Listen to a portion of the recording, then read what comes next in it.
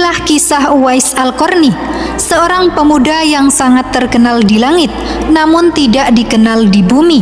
Seorang pemuda miskin yang dicintai Allah dan penghuni langit berkat baktinya kepada sang ibu. Kisah Uwais Al-Qarni yang membuat Rasulullah terkesan karena ketaatan dan kesalehannya, terutama sikapnya dan baktinya kepada sang ibu. Uwais Al-Qarni mendapatkan ujian berupa penyakit sopak. Seluruh tubuhnya menjadi belang-belang karena penyakit sopak tersebut. Ibundanya adalah seorang wanita tua yang sakit lumpuh.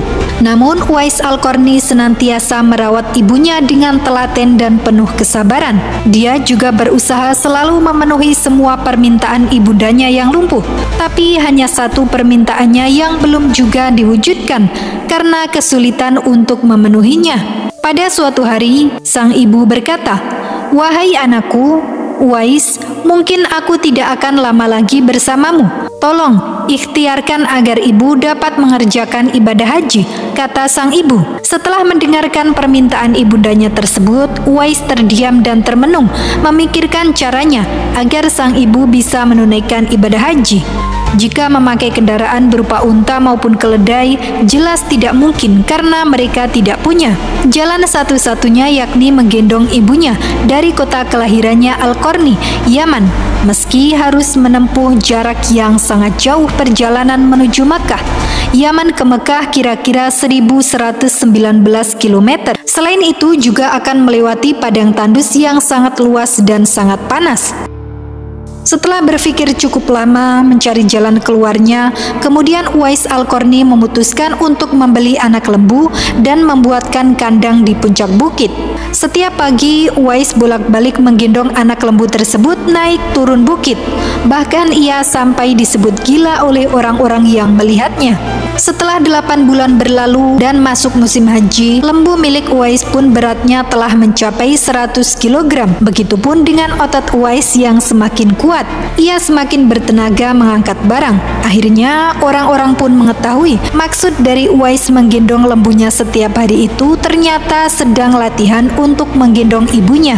Uwais pun menggendong ibunya berjalan dari Yaman menuju ke Mekah. Begitu besar rasa cinta Uwais terhadap ibunya.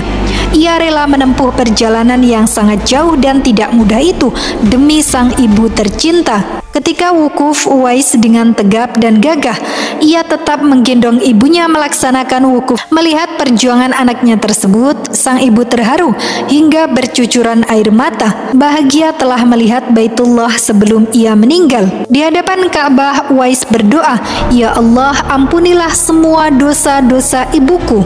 Ibunya bertanya, "Lalu bagaimana dengan dosamu, Nak?"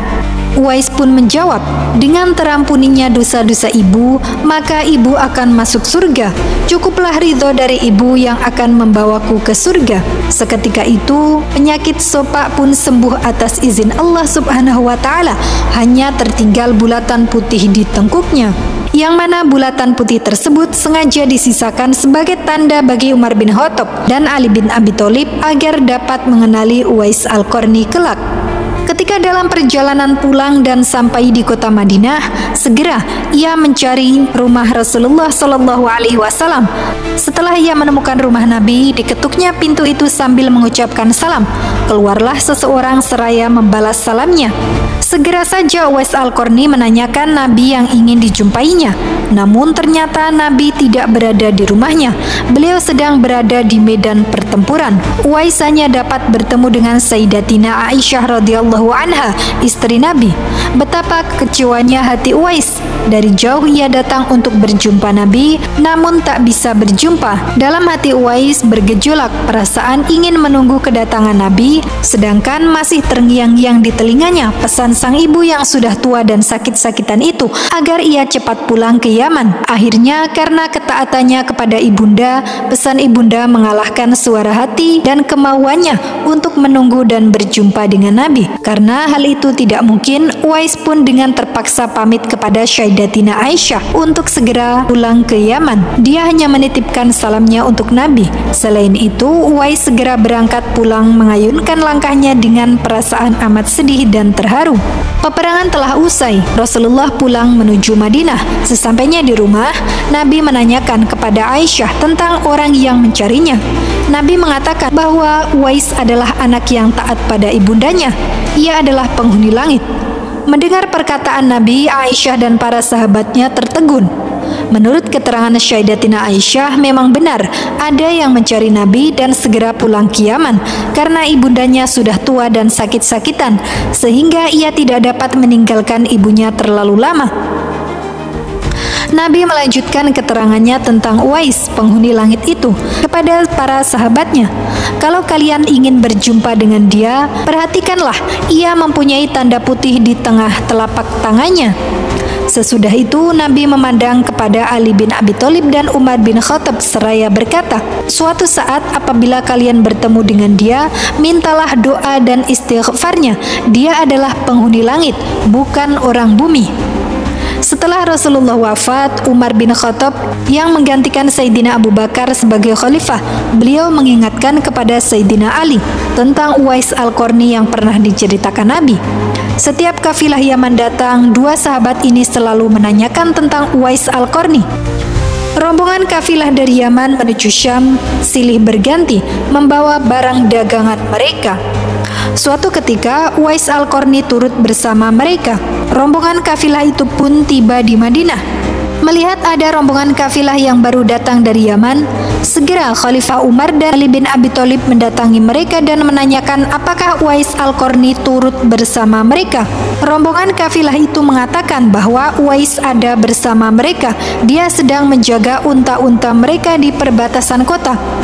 Mendengar jawaban itu, Khalifah Umar dan Ali bin Abi Thalib segera pergi menjumpai Uwais Al-Qarni.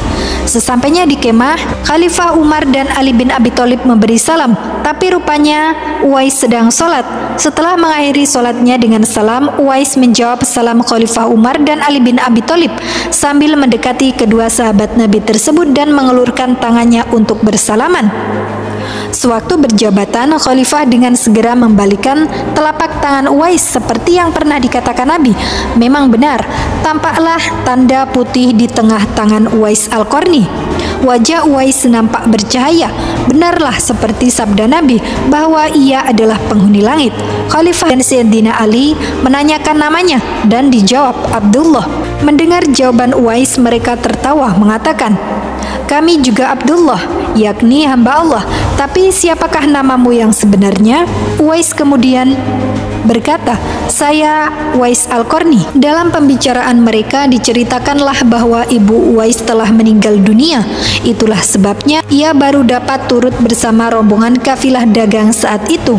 Akhirnya Khalifah Umar dan Ali bin Abi Thalib memohon agar Uwais membacakan doa dan istighfar untuk mereka. Uwais enggan dan dia berkata kepada Khalifah, sayalah yang harus meminta doa pada kalian. Mendengar perkataan Uwais, Khalifah berkata, kami datang ke sini untuk mohon doa dan istighfar dari Anda, seperti yang dikatakan Rasulullah sebelum wafatnya. Karena desakan kedua sahabat ini, Uwais Al-Qarni akhirnya mengangkat tangan berdoa dan membacakan istighfar. Setelah itu, Khalifah Umar berjanji untuk menyumbangkan uang negara dari Baitul Mal kepada Uwais untuk jaminan hidupnya. Segera saja, Uwais menampik dengan berkata, hamba mohon supaya hari ini saja hamba diketahui orang. Untuk hari-hari selanjutnya, biarlah hamba yang fakir ini tidak diketahui orang lagi. Beberapa tahun kemudian, Uwais Al-Qarni berpulang ke rahmatullah. Berita wafatnya Uwais Al-Qarni menggemparkan penduduk Yaman. Uwais Al-Qarni yang bukan siapa-siapa dan hanya fakir miskin yang tidak dihiraukan orang, tapi saat hari kematiannya banyak orang yang tak dikenal datang berebutan untuk mengurusi jenazahnya. Sejak ia dimandikan sampai ketika jenazahnya hendak diturunkan ke dalam kubur, di situ selalu ada orang-orang yang telah siap melaksanakan terlebih dahulu. Agaknya mereka adalah para malaikat yang diturunkan ke bumi hanya untuk mengurus jenazah dan pemakamannya. Baru saat itulah penduduk Yaman mengetahuinya siapa sebenarnya Uwais Al-Qarni. Selama ini tidak ada yang mengetahui siapa sebenarnya Uwais Al-Qarni disebabkan permintaan Uwais Al-Qarni sendiri kepada Khalifah Umar dan Sayyidina Ali bin Abi Thalib agar merahasiakan tentang dia. Barulah di hari wafatnya mereka mendengar sebagaimana yang telah disabdakan oleh Nabi bahwa Uwais Al-Qarni adalah penghuni langit. Begitulah kisah Uwais Al-Qarni, sosok pemuda yang sangat berbakti kepada ibundanya hingga Allah muliakan dia